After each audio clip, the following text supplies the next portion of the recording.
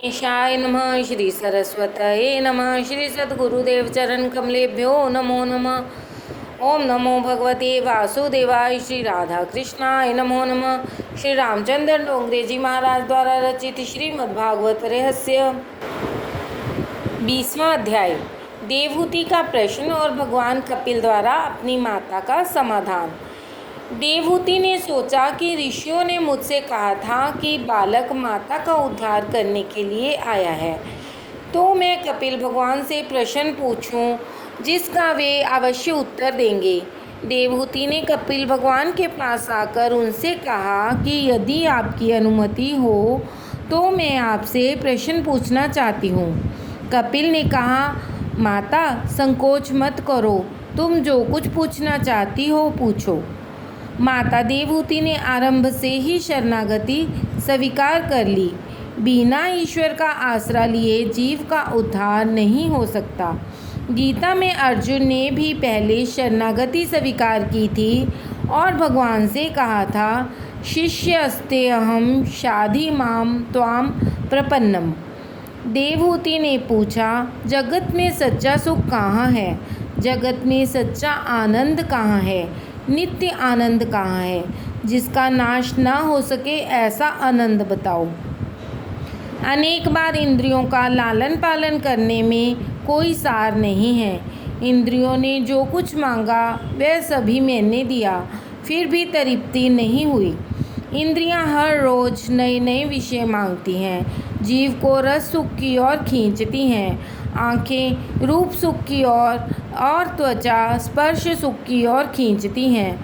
कई लोग याद करते रहते हैं कि 2 महीने में अमुक चीज़ खाई ही नहीं है, 2 महीने में वह चीज़ खाई नहीं, यह तो वह याद रखते हैं, किंतु वही चीज़ आज तक कितनी बार खाई है यह याद नहीं रखते। खा पी कर जीभ को संतोष दिया नहीं कि आंखें सताने लगेंगी कि 2 महीने से फिल्म देखी ही नहीं है। ऐसा सोच ही रहे होते हैं कि इतने में पत्नी कहती है, पास पड़ोस के लोग तो महीने में 4 बार फिल्म देखने जाते हैं, नई फिल्म तक उन्होंने देख ली, हम कब जाएंगे? रुपए पैसे खर्च करके फिल्म देखने के लिए अंधेरे में बैठते हैं। उन्हें सुधरा हुआ कहें या बिगड़ा हुआ। कुछ तो कहते हैं कि हम तो धार्मिक फिल्म देखते हैं, धार्मिक चित्र भी देखने चाहिए, क्योंकि राम का अभिनय करने वाला राम तो होता नहीं। राम का अभिनय करने वाला यदि पर स्त्री को काम भाव से देखता हो तो उसकी फिल्म क्यों देखी जाए? राम जैसा ही कोई पुरुष राम का अभिनय निभाए तभी अच्छा रहेगा। आप कहेंगे कि मैं कटु बात कर रहा हूँ, किंतु मैं तो जो देख रहा हूँ वही कह रहा हूँ। विलासी चित्र देखने से जीवन बिगड़ता है। एक स्थान पर शंकर स्वामी ने कहा है कि ये इंद्रियां चोर हैं। इंद्रियां तो चोर से भी अधिक बुरी हैं। चोर तो जिसके घर में जिसके सहारे रहता है वहाँ चोरी नहीं करता, जबकि इंद्रियां तो अपने पति के समान आत्मा को ही धोखा देती हैं। देवहूति कहती है कि इन चोर सी इंद्रियों से मैं उकता गई हूँ। मुझे बताओ कि जगत में सच्चा सुख सच्चा आनंद कहाँ है और उसे पाने का साधन कौन सा है? कपिल भगवान को आनंद हुआ। वे बोले, माता जी, किसी जड़ में आनंद नहीं रह सकता। आनंद तो आत्मा का स्वरूप है। अज्ञानवश जीव जड़ वस्तु में आनंद ढूंढता है। जड़ वस्तु में आनंद नहीं रह सकता। संसार के विषय सुख तो देते हैं किंतु आनंद नहीं देते। जो तुम्हें सुख देगा वही तुम्हें दुख भी देगा, किंतु भगवान हमेशा आनंद ही देंगे। आनंद परमात्मा का स्वरूप है। संसार का सुख खुजली चमड़ी की एक बीमारी जैसा है कि जब तक आप खुजलाते रहते हैं तब तक अच्छा लगता है, किंतु खुजाने से नाखून में रहे हुए जहर के कारण खुजली का रोग बढ़ता जाता है। सर्वोत्तम मिठाई का स्वाद भी गले तक ही रहता है। जगत के पदार्थों में आनंद नहीं है, उसका भास मात्र है। यह जगत दुख रूप है। गीता जी में भी कहा है, अनित्यम सुखम लोकमिमं प्राप्य भजस्व माम।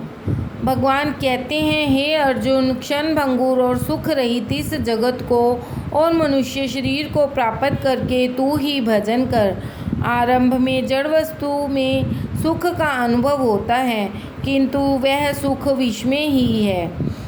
विषयों और इंद्रियों के संयोग से जो सुख उत्पन्न होता है वह आरंभ में भोग काल में तो अमृत जैसा लगता है, किंतु परिणाम में की दृष्टि से तो वह विष समान ही है।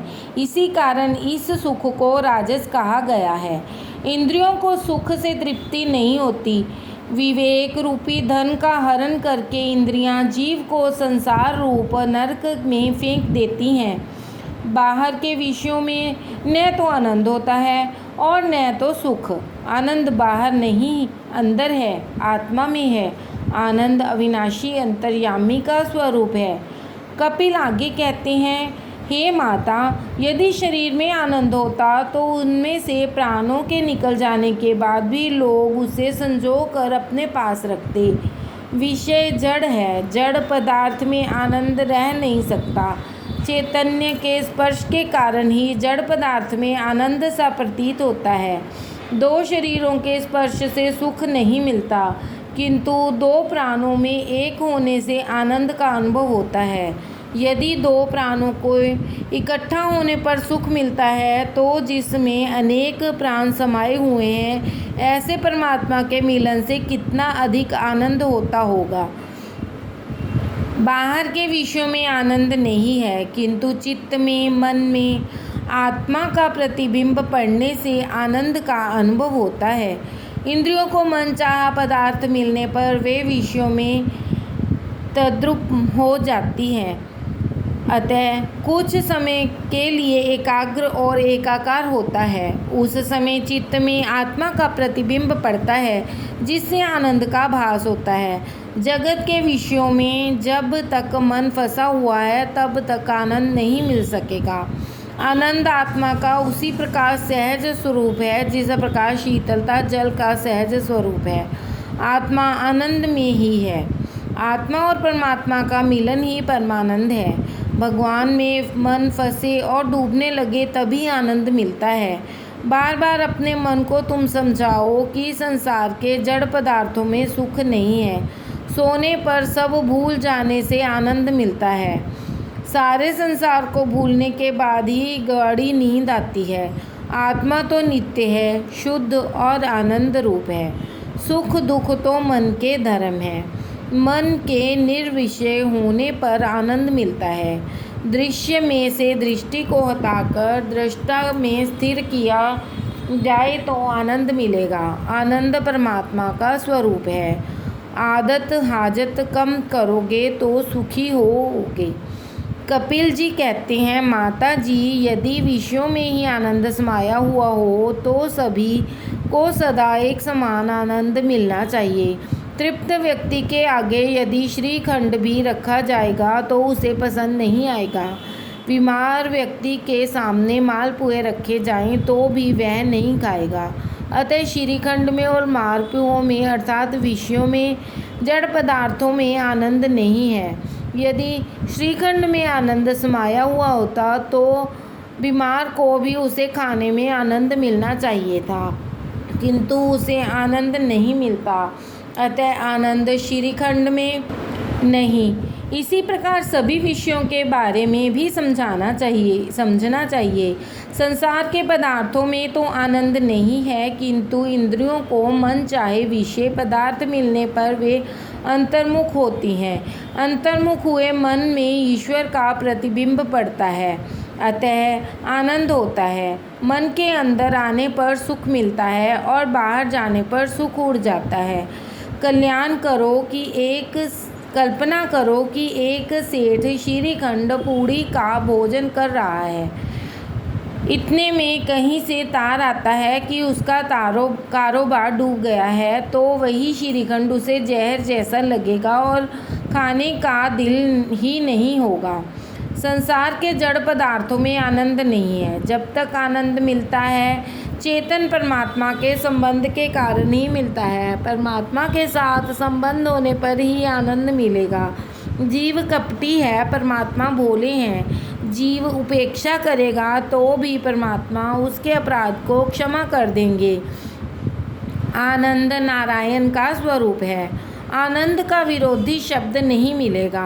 आनंद एक ब्रह्म स्वरूप है। जीव आत्मा भी आनंद रूप है। अज्ञान के कारण जीव आनंद को डूबने के लिए बाहर जाता है। बाहर का आनंद लंबे समय तक टिक नहीं सकता। आत्मा के लिए कोई वास्तविक सुख दुख नहीं है। सुख दुख मन में ही होते हैं। सुख दुख मन का धर्म है। जन्म मरण शरीर का धर्म है। भूख और प्यास आत्मा के धर्म है। मन में सुख दुख होने पर आत्मा कलपती है और मुझे दुख होता है। मन पर हुए सुख दुख का आरोप अज्ञान से आत्मा अपने पर करती है। आत्मा स्वरूप में उपाधि के कारण सुख दुख का भास होता है। आत्मा स्फटिक मणि जैसी श्वेत शुद्ध है। उसमें विषयों का प्रतिबिंब पड़ने से मन के कारण आत्मा मानती है कि उसे दुख सुख हुआ। स्फटिक मणि के पीछे जिस रंग का फूल रखोगे वैसा ही वह दिखेगा। वह रंग स्फटिक का नहीं, फूल का ही है। स्फटिक मणि श्वेत है और उसके पीछे लाल गुलाब का फूल रखोगे तो वह लाल दिखेगा। गुलाब के संसर्ग से वह लाल हो जाता है। जल में चंद्रमा का प्रतिबिंब पड़ता है। जल के हलन चलन के कारण वह प्रतिबिंब भी हलचल करता है, कंपित होता है, किंतु वास्तविक चंद्रमा पर उसका कोई प्रभाव नहीं पड़ता। इसी तरह देह आदि के धर्म स्वयं न होते हुए भी जीव आत्मा उन्हें अपने में कल्पित कर लेता है, अन्यथा जीव आत्मा तो निर्लेप है। जीव आत्मा में देखे जाते हुए देह आदि के धर्म इस प्रकार दूर होंगे। निष्काम भागवत धर्म के अनुसरण से, भगवान की कृपा से और उसी में प्राप्त भगवान के भक्ति योग से धीरे धीरे वह प्रतीति दूर होती है। जो भक्तिनिष्ठ हैं वह समस्त लोक में व्यापक परमात्मा को देख सकेगा। संसार के विषयों से सभी प्रकार से हटा हुआ मन ईश्वर में लीन होता है। जब मन निर्विषय होता है तभी वह आनंद रूप होता है। जीव जैसा कपटी और ईश्वर जैसा भोला और कोई नहीं है। दूसरों के लिए कुछ करना पड़े तो तकलीफ सी होती है, परंतु अपनों के लिए करना हो तो आनंद होता है। रात 11 बजे कोई साधु आएगा तो उनसे पूछा जाएगा, महाराज चाय लाऊं या दूध लाऊं? मन कहेगा कि इतनी रात गए यह भला कहाँ से आ पड़ी। विवेक तो करना ही पड़ता है। महाराज सरल होंगे तो कहेंगे कि सुबह से भूखा हूँ, पूरी बना डालो। किसी का पत्र लेकर आए हैं अतः बनाना तो पड़ेगा ही, किंतु खाना बनाने के साथ साथ बर्तनों की ठोक पीट भी सुनाई देगी। पर यदि नहर से अपने भाई आएंगे तो कहेंगे मैंने नाश्ता कर लिया अतः भूख नहीं है, फिर भी वह कहेगी कि नहीं तू भूखा होगा, मैं अभी हलवा पूड़ी बना कर देती हूँ, कोई देरी नहीं होगी। अपने भाइयों को तो हलवा पूड़ी खिलाएगी और महाराज को चाय से ही टाल देगी। यह सब मन का खेल है। मन बड़ा कपटी है। मेरा और तेरा इस खेल इस मन ने ही रचा है। सचमुच मन ही बंधन और मोक्ष का कारण है। कपिल जी कहते हैं, हे माता, मन को ही इस जीव का बंधन और मोक्ष का कारण माना गया है। मन तो विषयों में आसक्त हो जाए तो वह बंधन का कारण बनता है और वही मन यदि परमात्मा में आसक्त हो तो मोक्ष का कारण बन जाता है। भगवान मनुष्य का शरीर या घर नहीं बल्कि हृदय देखते हैं। मन विशाल हो तो भगवान आते हैं। मन में छिपी हुई अहमता, ममता, अपने पराई की भावना ही मन को दुखी करती है। मन के ये धर्म आत्म स्वरूप में भासमान होने के कारण आत्मा स्वयं को सुखी दुखी मानती है, परंतु वास्तव में वह आनंद स्वरूप है। मन के सुधरने पर सब कुछ सुधरता है और मन के बिगड़ने पर सब कुछ बिगड़ता है। सुख दुख के दाता अहमता और ममता, उन्हें छोड़ देने पर ही आनंद रूप मिलता है। पाप करने के लिए किसी को प्रेरणा देने की जरूरत नहीं होती, किंतु पुण्य करने के लिए प्रेरणा देनी पड़ती है। मन अधोगामी है। मनुष्य का मन पानी की भांति गड्ढे की ओर बहता है। जल की तरह मन भी अधोगामी है। जल की भांति मन का स्वभाव भी ऊपर नहीं नीचे की ओर जाने का है। इस मन को ऊपर चढ़ाना है, उसे परमात्मा के चरणों में ले जाना है। यंत्र के संग में आने से पानी ऊपर चढ़ता है, उसी तरह मंत्र के संग में आने से मन ऊपर चढ़ता है। मन को मंत्र का संग दो। मंत्र का संग होगा तो अधोगामी मन ऊर्ध्वगामी हो बनेगा। जिसने अपना मन सुधारा है वह दूसरों को भी सुधार सकेगा। मन को सुधारने का और कोई साधन नहीं है। मन शब्द के अक्षरों को उलट दोगे तो शब्द बनेगा नम। नम और नाम ही मन को सुधारेंगे। मन को स्थिर करने के लिए नाम जप की आवश्यकता है। जप से मन की मलिनता और चंचलता दूर होती है। अतः किसी भी मंत्र का जप करो। सांसारिक विषयों के संग से बिगड़ा हुआ मन ईश्वर के ध्यान करने से सुधरता है। सभी के अंतर में परमात्मा है, फिर भी वे सभी का दुख दूर नहीं करते हैं। अंदर विराजे हुए चैतन्य रूप परमात्मा मन बुद्धि को प्रकाश देते हैं। भगवान का स्वरूप ऐसा तेजोमय है कि हम जैसे साधारण जीव उन्हें देख नहीं पाते। भगवान का निर्गुण स्वरूप सूक्ष्म होने के कारण दिखाई नहीं देता और भगवान का सगुण स्वरूप तेजोमय है, अतः वह भी नहीं दिखता है।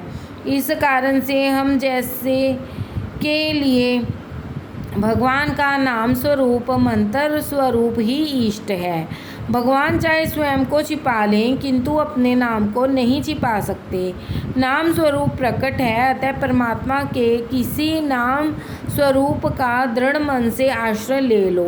मंत्र के बिना मन शुद्धि नहीं हो सकती। बिगड़ा हुआ मन ध्यान के साथ तप करने से सुधरेगा। वासना का नाश वासना से ही करना पड़ता है। असत वासना का विनाश सद्वासना से होगा। जब मनुष्य सोचेगा कि मुझे जन्म मरण के फेरों से मुक्त होना है, मुझे गोलोक में जाना है, मुझे किसी माता के गर्भ में नहीं जाना है, मुझे इस जन्म में परमात्मा के दर्शन करने हैं, ऐसी भावना रखने से मन सुधरेगा। कांटा कांटे से निकलता है, उसी तरह वासना ही वासना को निकाल कर बाहर करती है। फिल्म देखने की वासना दूर करनी है तो परीक्षा में पहला नंबर आने की वासना रखो। ऐसी भावना से अध्ययन में रुचि पैदा होगी और अध्ययन में रुचि से फिल्म देखने की वासना छूट जाएगी। किसी एक राजा के पास एक बकरा था। राजा ने एक बार ऐलान किया कि इस बकरे को जंगल में चरा कर जो उसे तृप्त करके लाएगा मैं उसे आधा राज्य दूंगा, किंतु बकरे का पेट पूरा भरा है या नहीं इसकी परीक्षा मैं खुद करूंगा। इस ऐलान को सुनकर एक मनुष्य ने राजा के पास आकर कहा कि मैं बकरा चराना कोई बड़ी बात नहीं है, और वह बकरे को लेकर जंगल में गया। वहाँ सारा दिन उसने कोमल हरी घास बकरे को खिलाई। शाम होने तक उसने सोचा कि अब तो बकरे का पेट भर गया होगा, क्योंकि सारा दिन वह चरता फिरा है। बकरे के साथ वह राजा के पास आया। राजा ने थोड़ी सी हरी घास बकरे के आगे रखी। बकरा उसे खाने लगा। इस पर राजा ने उस मनुष्य से कहा कि तूने उसे पेट भर खिलाया नहीं है, वरना वह घास क्यों खाने लग जाता। बहुतों ने बकरों का पेट भरने का प्रयत्न किया, परंतु ज्यों ही दरबार में उसके सामने घास डाली जाती कि वह खाने लगता। एक सत्संगी ने सोचा कि राजा के इस ऐलान का कोई रहस्य है, तत्व है, मैं युक्ति से काम लूँगा। वह बकरे को चराने के लिए ले गया। जब भी बकरा घास खाने के लिए जाता तो वह उसे लकड़ी से मार देता। सारे दिन में कई बार ऐसा ही हुआ। अंत में बकरे ने सोचा कि यदि मैं घास खाने का प्रयत्न करूँगा तो मार खानी पड़ेगी। शाम को वह सत्संगी बकरे को लेकर राज दरबार में लौटा। बकरे को घास बिल्कुल खिलाई नहीं गई थी। फिर भी उसने राजा से कहा कि मैंने इसे भर पेट खिलाया है, अतः यह अब बिल्कुल घास नहीं खाएगा, कर लीजिए परीक्षा। राजा ने घास डाली, लेकिन उस बकरे ने खाया तो क्या, उसे देखा और सूंघा तक नहीं। बकरे के मन में यह बात बैठ गई थी कि घास खाऊंगा तो मार पड़ेगी, अतः उसने घास नहीं खाई। यह बकरा हमारा मन ही है। बकरे को घास चराने ले जाने वाला जीव आत्मा है। राजा परमात्मा है। मन को मारो, मन पर अंकुश रखो। मन सुधरेगा तो जीवन सुधरेगा। मन को विवेक रूपी लकड़ी से रोज पीटो। भोग से जीव तृप्त नहीं हो सकता, त्याग में ही तृप्ति समाई हुई है। मन अहमता और ममता से भरा हुआ है। मन जब कुछ मांगे तब उसे विवेक रूपी लकड़ी से मारोगे तो वह वश में हो जाएगा। रामदास स्वामी ने मन को बोध दिया है। दृढ़ वैराग्य, तीव्र भक्ति और यम नियम आदि के अभ्यास से चित्त वश में होता है और स्थिर होता है। अंत में धीरे धीरे प्रकृति भी अदृश्य हो जाती है। संसार पर वैराग्य लाने के एक ही उपाय है, जन्म मृत्यु जरा व्याधि दुख दोषनु दर्शनम। इस जगत में सुखी होने के दो ही मार्ग हैं, एक ज्ञान मार्ग और दूसरा भक्ति मार्ग। ज्ञान मार्ग कहता है कि सब कुछ छोड़कर परमात्मा के पीछे पड़ो। बिना वैराग्य के ज्ञान नहीं मिलता। ज्ञान मार्ग में वैराग्य मुख्य है, इसमें सब कुछ छोड़ देना पड़ता है। ज्ञानी सब कुछ छोड़कर एक भगवान को ही पकड़े रहता है। इस मार्ग में त्याग मुख्य है। इस मार्ग के आचार्य शिव जी हैं। सर्वस्व का त्याग करना बड़ा कठिन काम है।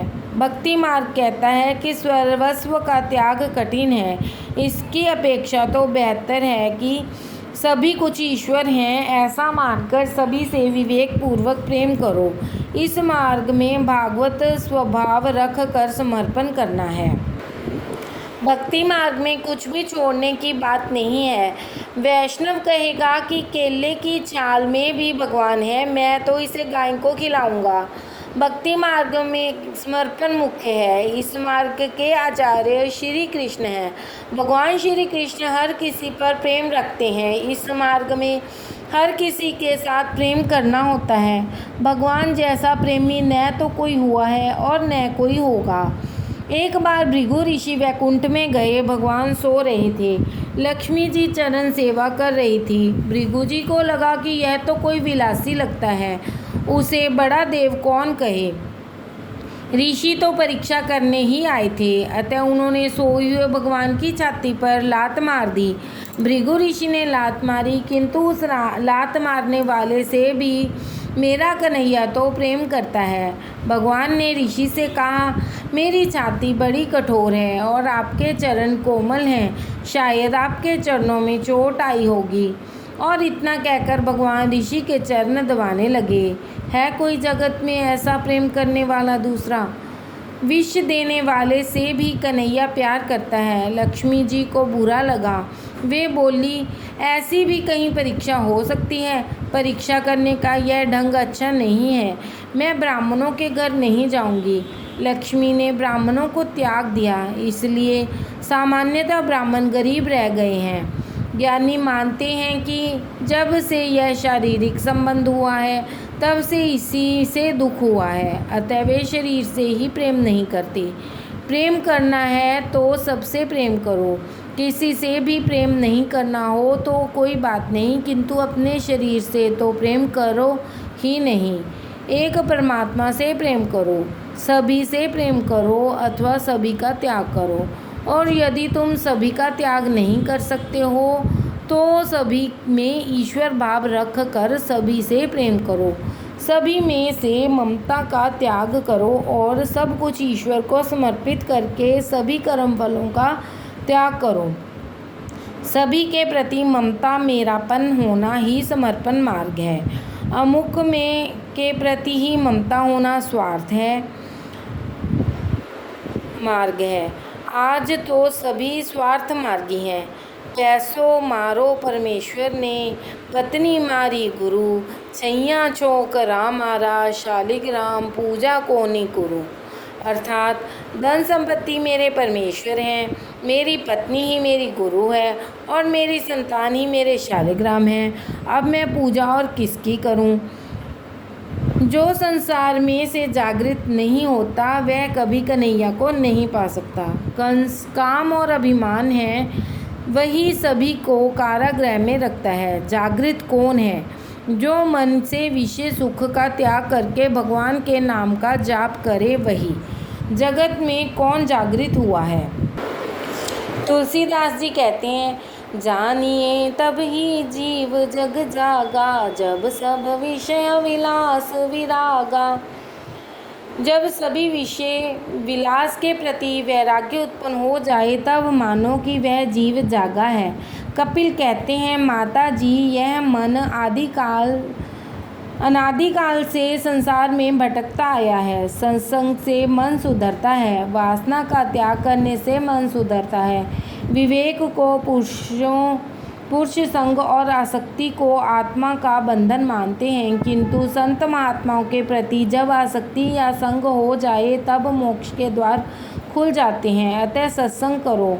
देवहूति ने कहा कि आप सत्संग करने की आज्ञा देते हैं, किंतु मुझे तो इस संसार में कहीं भी कोई संत दिखाई नहीं पड़ता। कपिल भगवान ने कहा, माता तब मानो कि तुम ही पापिनी हो। पाप होने पर तो संत का मिलन होने पर भी सद्भावना नहीं होती। संत को ढूंढने में तुम कहाँ जाओगी? तुम ही संत बनोगी तो तुम्हें संत मिलेंगे। एकनाथ, तुकाराम, नरसिंह आदि गृहस्थाश्रमी थे। वे घर में रहकर ही संत बने थे। संतों के लक्षण जीवन में उतारोगे तो संत बन सकोगे। बिना सत्संग से सुख नहीं मिलता। स्वयं संत बने बिना सच्चा संत नहीं मिलेगा। जैसी दृष्टि वैसी सृष्टि। क्रोध के कारण हनुमान जी को श्वेत फूल भी लाल दिखाई दिए थे। एकनाथ महाराज जी रामायण के सुंदरकांड की कथा कर रहे थे। एक सुंदरकांड में सभी कुछ सुंदर है। सुंदरकांड का यह नाम इसलिए रखा गया है कि इसमें हनुमान जी को माता सीता की पराभक्ति के दर्शन हुए हैं। ब्रह्मचर्य और राम नाम हो तो इस संसार सागर को पार किया जा सकता है। हनुमान जी जैसे ही इस सागर को पार कर सकते हैं। सागर पार करके हनुमान जी अशोक वन में आए हैं। एकनाथ महाराज कथा में कहते हैं कि जब हनुमान जी अशोक वन में आए तो वहाँ अशोक वाटिका में सफ़ेद फूल खिल रहे थे। जहाँ सीता जी वहाँ अशोक वन, जहाँ भक्ति वहाँ अशोक, शोक का अभाव। हनुमान जी वहाँ कथा सुनने के लिए आए थे। उन्होंने प्रकट होकर विरोध करते हुए कहा, महाराज आप गलत कह रहे हैं। अशोक वन में उस समय लाल फूल खिले हुए थे, सफ़ेद नहीं। मैंने अपनी आंखों से प्रत्यक्ष देखा था। एकनाथ महाराज जी ने कहा कि मैं तो अपने सीताराम जी को मना कर कथा कर रहा हूँ और मुझे जैसा दिखाई दे रहा है वैसा ही कह रहा हूँ। अंत में इस झगड़े को लेकर वे दोनों श्री राम के पास गए। रामचंद्र जी ने कहा कि आप दोनों की बात सही है। क्रोधावेश से लाल आंखें होने के कारण हनुमान जी को फूल लाल देखे थे, अन्यथा फूल तो सफ़ेद ही थे। जिसकी दृष्टि जैसी होगी उसे वैसी ही सृष्टि दिखाई देगी। दुर्योधन को जगत में कोई संत नहीं मिला, उसने सभी को दुर्जन ही पाया। युधिष्ठिर को कोई दुर्जन नहीं मिला, उसने सभी को सज्जन ही पाया। संतों का धर्म लक्षण में तितिक्षा और प्राधान्य दिया गया है। सहन करोगे तो सुखी होगे। संतों का चरित्र पढ़ो। संतों को कई दुख सहने पड़े हैं, किंतु उन दुखों का संतों पर कुछ भी असर नहीं होता। अतिशय सहन करे वही संत है। एकनाथ महाराज पैठन में रहते थे। गोदावरी नदी की ओर जाने वाले मार्ग पर एक पठान रहता था। एकनाथ महाराज उसी रास्ते से स्नान करने के लिए जाते थे। वह पठान महाराज को बहुत सताता था, किंतु महाराज सभी कुछ सहते रहते थे। एक दिन उस पठान ने सोचा कि ब्राह्मण क्रोधित नहीं होता है तो आज मैं उसे क्रोधित करके ही रहूँगा। महाराज स्नान करके वापस आ रहे थे तो उस पठान ने महाराज पर थूका। महाराज दूसरी बार स्नान करने गए। फिर वह पठान ने महाराज जी पर थूका।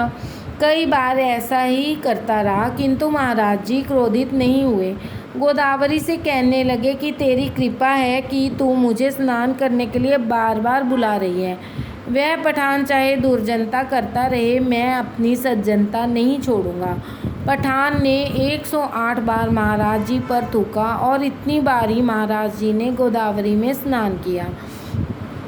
अंत में वह पठान लज्जित हुआ। उसने महाराज जी के पांव छुए और क्षमा मांगी।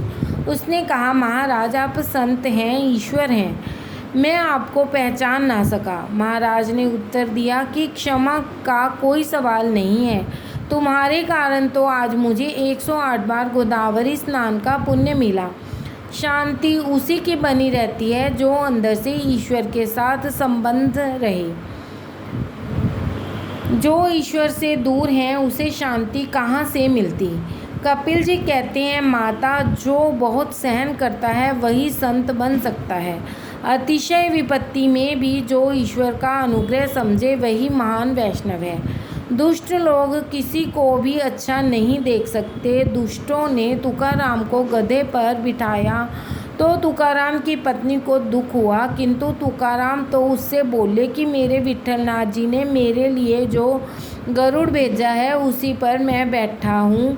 मैं तो सभी ने गधा देखा, किंतु तुकाराम की पत्नी ने गरुड़ देखा।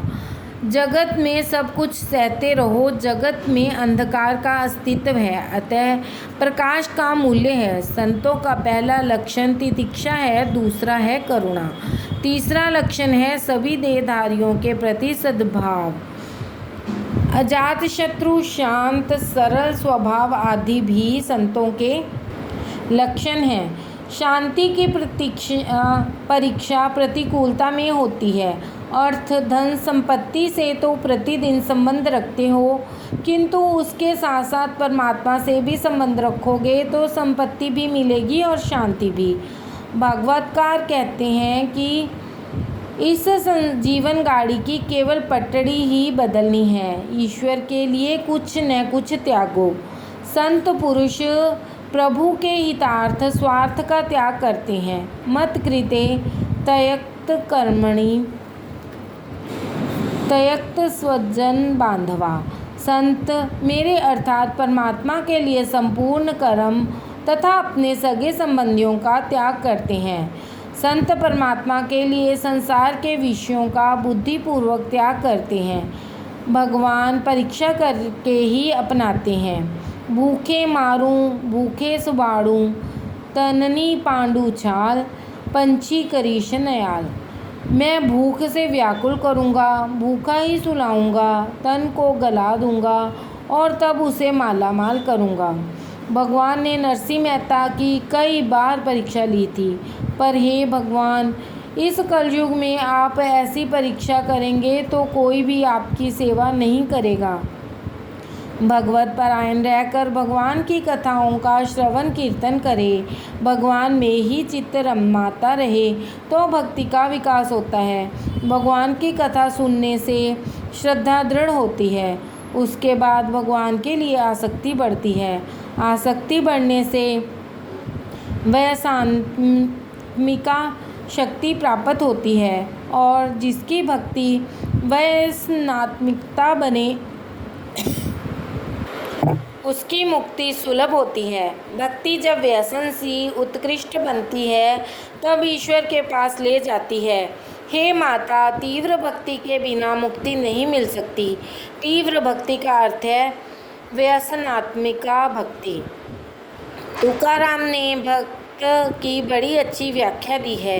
एक क्षण भी जो भगवान से विभक्त न हो पाए वही भक्त है। व्यवहार में कामकाज निभाते हुए जो भगवान से विभक्त न हो पाए वही भक्त है। तीव्रेन भक्ति योगेन। राधे राधे।